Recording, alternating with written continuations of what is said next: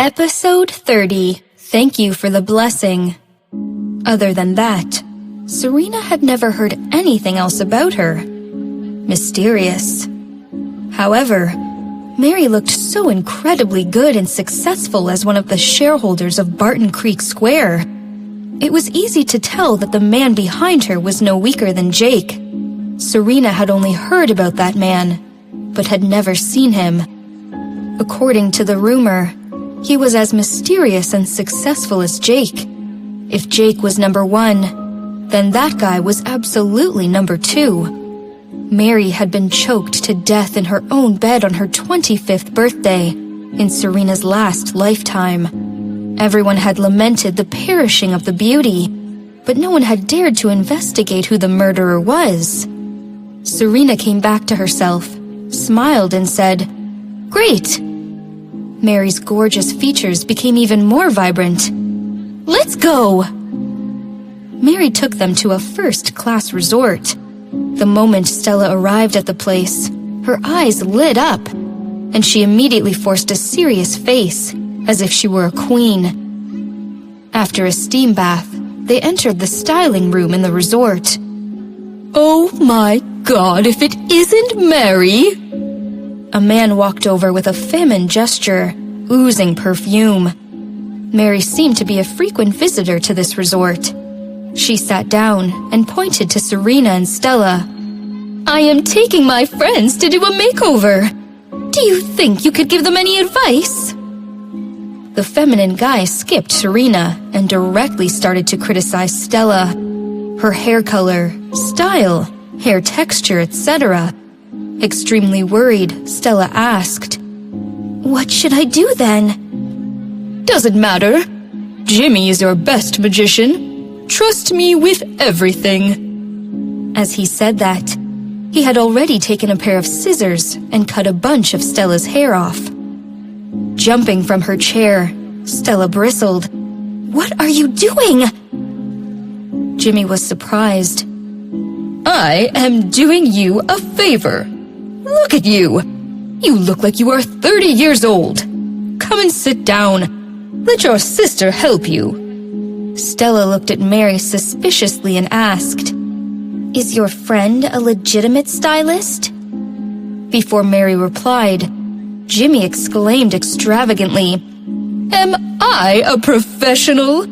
If you don't trust me, please leave." Leave? How could she leave?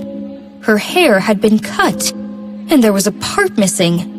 There was no way she could go out like this. Mary was sitting next to Serena. Hearing what had happened, Mary only glanced at Stella. "Jimmy is a famous stylist. You should trust him." Stella sat down again with suspicions, not noticing that Mary was trying to hold back her laughter. Serena had already known what Mary was trying to do, and whispered with a smile, "In fact, it could go even shorter." Mary was excited and nodded in approval. "You're actually terrible. I thought you were a saint." Mary secretly gestured to Jimmy. In less than 10 minutes, Serena had witnessed the result. As Jimmy cut away with the scissors in hand, Stella's long hair was soon shortened to her ears. In addition, Jimmy was smart enough to start from behind, so when Stella found out about it, everything in the back was gone, and her hair was still long in the front. When the scissors reached the front, Stella suddenly found out what had happened, and exclaimed at the mirror, sobbing and yelling, "You!" Her voice almost penetrated the wall. Stella's tears started to drop. "Mary, you bitch! You must have done it on purpose! Why did you do that to me?" Mary was having the best time. She laughed and said, "Don't you like to take advantage of others? Jimmy is indeed a famous stylist in Austin. You have taken a lot of advantage to have him style you." Everyone knew that the one thing Stella was most proud of was her hair. Her image as a graceful girl had everything to do with her hair. because her face was huge. Other people's face might be a face, but her face was a face plus. With long hair covering part of her face, it was hard to notice that. However, that was no longer the case, because her hair was so short in the back. It was sticking out in all directions. She looked incredibly ugly, with tears covering her face. Looking at her, Serena felt a bit sorry, but mostly pleased. She had wanted to do this to Stella for a long time, but none of her tricks were as satisfying as Mary's idea. Indeed, she should have gone further. What is more satisfying than destroying the one thing your enemy cherishes the most? Nothing. Hearing her words, Stella was shaking in madness. She threw herself at Mary and growled, "Mary, I will kill you!" However, before Stella approached Mary, she was pulled away by Jimmy.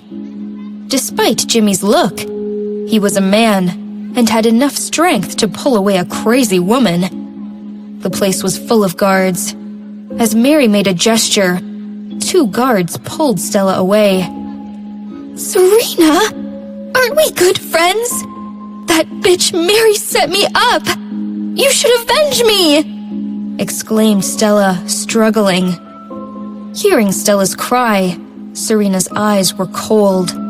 However, she had already put a smile on her face and waved her hand. "What are you doing keeping her here? Celebrating the new year?"